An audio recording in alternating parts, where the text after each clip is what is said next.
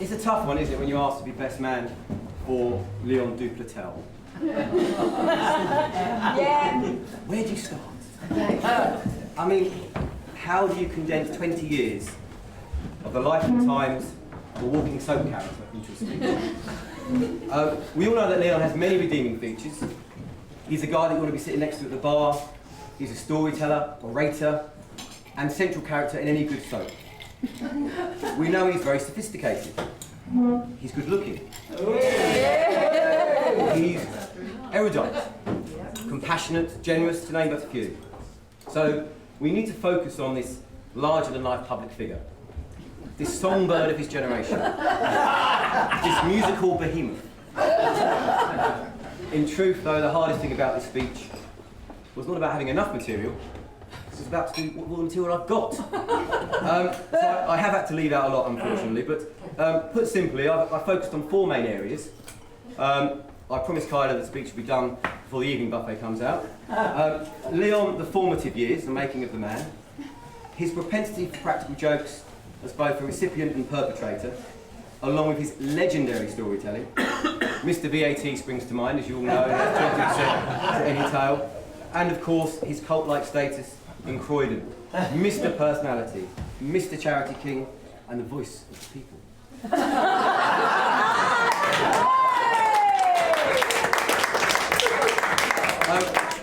What I will talk about now is, of course, the amount of times he's actually stitched me up. Too many times than I care to remember.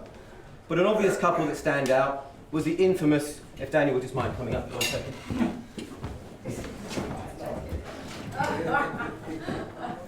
I've got Daniel modelling the infamous Puma jacket here. It's a nice jacket. I feel like there's a story I need to tell you all, actually. So let me set the scene. We're in New York. I'm wearing this wonderful Puma jacket, and I really felt that my fashion was always questionable, as my wife Katie will tell you, and I really felt that this gave me some attire credibility. And whilst Leon scoffed at my ramblings, I was adamant that I'd set the streets of New York alight with my fashion statement here. Indeed, much to Leon's aghast, we went into a chemist, and the lady behind said, "What a wonderful jacket you've got." And of course, it was difficult to wipe the smile off my face. What then unfolded was a snowball effect of flattery and superlatives about my jacket. Restaurateurs, shopkeepers, even a group of Canadians on the tour bus. I was now strutting like a peacock around Fifth Avenue. But no, in reality, Leon had unbelievably, inventively, he's written a note inside the tour guide book. Abbreviated, it simply said, "My friend lacks confidence. Please tell him his jacket looks fantastic."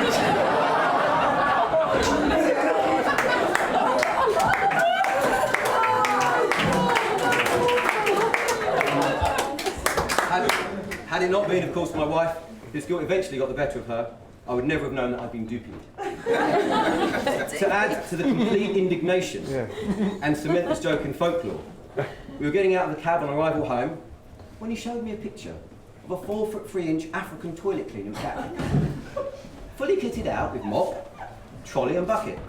And oh yes, one other addition, wearing my jacket. It was then that I remembered I'd asked him to hold it prior to departure. And the strange thing was, when in New York, I kept getting a whiff of bleach, of Sif, and of Mr. Muscle. I now know why. But Leon also had the ability to turn a practical joke around. And on a drunken night skiing in France with John and Glenn, chatting to a group of Danish girls, Leon was getting far too much attention. So we went to the bar. I said to the hottest one, "Can you smell it?" And she said to me, "Smell what?" I said, "the general stench." Looking at me puzzled, I whispered, "My friend Leon." Why did I point at you then? I don't know. My friend Leon, he's a refuge collector. And no matter what he does, he can't get the smell off him. So yeah, Leon heads back from the bar, oblivious, and it's not long before the girls try to discreetly sniff him. After 10 minutes of subtle sniffing, Leon asked, "Are you sniffing me?" The girls looked a bit embarrassed, so I intervene and I say, "Leon, I was just telling the girls that you are a refuge collector and struggle to maintain your personal hygiene." In fact, girls, Leon had a lucky escape recently. He was back at the yard and he fell into a load of waste from an Indian restaurant. It was a vat of Peshwari naan. He looked worryingly at him and I said, "Were you all right?" He turned round and he said, "Not really, I ended up in a coma."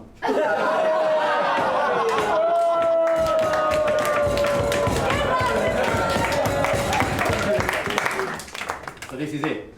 On to his pedestal-like status in Croydon. And if I can ask Tagsy, if you wouldn't mind, Tags, on to his pedestal-like status in Croydon and the surrounding towns. All have been touched by the hands of Leon. But I didn't mean that way.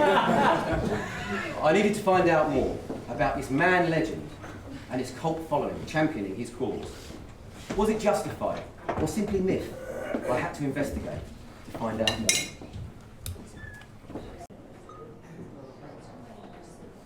If you scratch beneath the surface of Croydon, in truth you have to go pretty deep. You'll find that there's more to it than smog, Lunar House, high crime and the Croydon facelift.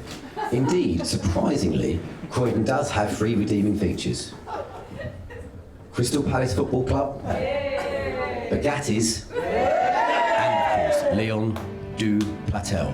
So, there was only one thing for it. I had to head into the heart of the hood to find out more.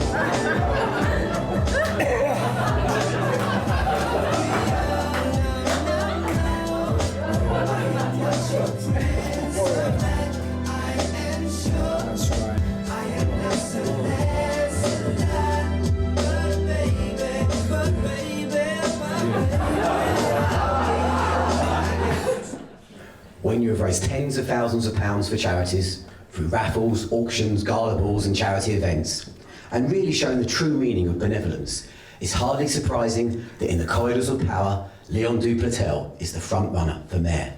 I'm in the Croydon suburb of Coulsdon.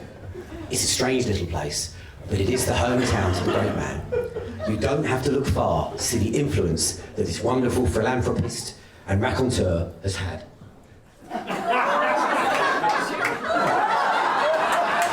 It's incredible. Everywhere you look in Coulsdon, there's reference to Leon du Platel becoming the next mayor.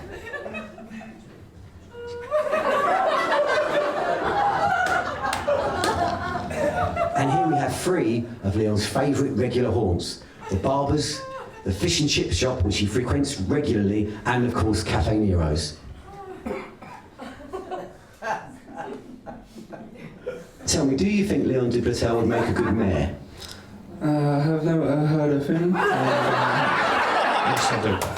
I just think that he mixes with the general public and gets involved in what the general public do, which I think is a good thing for him to do. I think he has a clue what goes on in Coulsdon. He's totally ruining our town. He's got his finger in too many pies and too many backhanders. That's the way I see it. Do you think Leon du Platel would make a good mayor? Oh, Leon, the one I know. I think he should be a good mayor because he does a lot for Coulsdon. Other day he come in my shop, he had a tennis gear, and I said to myself, oh, he looks like professional to me. But I think, why not? He's a great guy, he's a typical Indian, you know, he jokes about, he does a lot for Coulsdon, and why not? He deserves the position for himself. I've heard about him, yes. I think he would make a good mayor. And do you know anything about what do you think he'll bring to proceedings? Well, I think all his promises that he's been saying, hopefully that will come to light. So, Right. yeah, people should see what he's been promising come true. Yeah. He seems quite a character. Yeah and no. He does have some good ideas, but then some of his ideas ain't all that, to be fair. I think he can improve a little bit more on his ideas, but I don't know, it's only time to tell what he does with the economy in this little village area. I think he's very connected to the younger generation. He does a lot of things that everyone think he's very popular for, yeah. And obviously the big question is, so many people are saying he's very good looking, he's very charismatic, he's very athletic. What do you think? Yeah, he's all right looking. He's not bad. But, you know, he's not like Brad Pitt or anything. He's very modern, he's different, he thinks outside the box. I've always liked him. Do you think there should be a monument of Leon du Platel erected in Coulsdon? I think a statue of him is quite brilliant in Coulsdon area. Building a monument, I think the general public will probably like to see the money spent on something worth their while. I'm not quite sure where they put it or why. I can look back to it. but I'm not sure if that's the best use of money. No, not really, because what I know around here wouldn't last long, to be fair. It wouldn't last long. That's just a tiny bit of a waste of money, I think. I don't think he needs a statue. Everyone knows him anyway. I believe there should be, because he's a big man, literally. And he's done a lot for the area, and so I think it'd be lovely to see a statue of him in Coulsdon, because I live here. And that would be great. It's absolutely incredible. The people of Coulsdon love him. He's everywhere. He's on the buses, there's road signs, he's on shelters. He's revered in Coulsdon. And I would even go as far to say they want to spend $250,000 on this statue in this town. It's quite remarkable. Do you know what? I even go as far as to say that he could be the first Asian James Bond. I've known him for 20 years. We've had so many wonderful times together. But you know what? I just wish that I could have one more day with him. Only 18 years of age. You were my first love. At least I thought that. Then you throw some silly rage. I knew I loved your hips, but I can't take it. Do you remember Do you remember rippling seas? Do you remember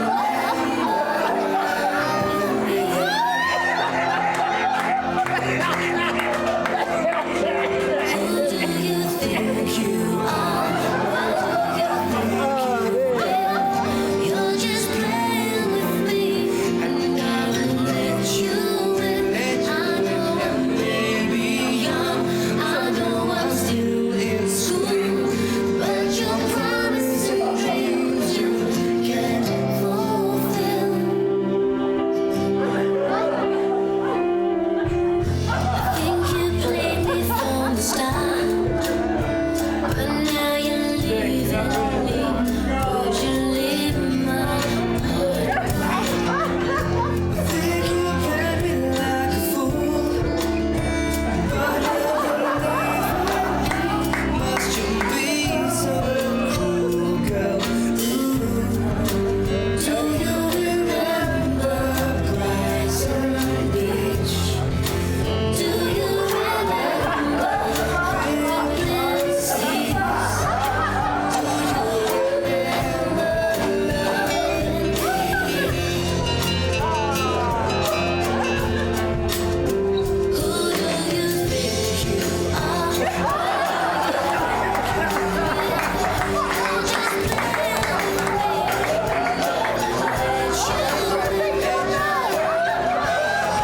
and I know I'm still in school, but your promises and dreams you can't fulfill.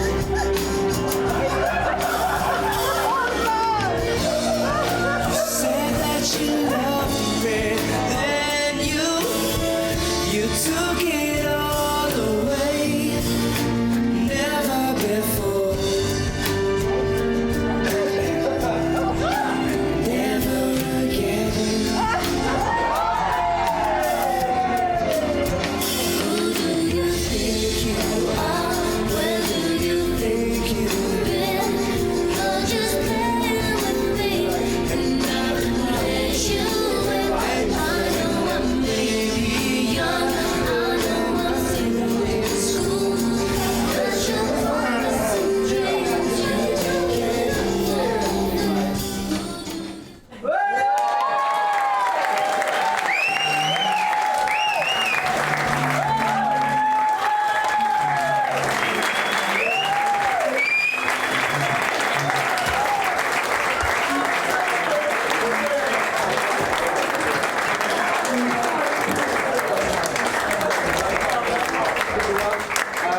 You can find just raising your glass to Leon and Karla.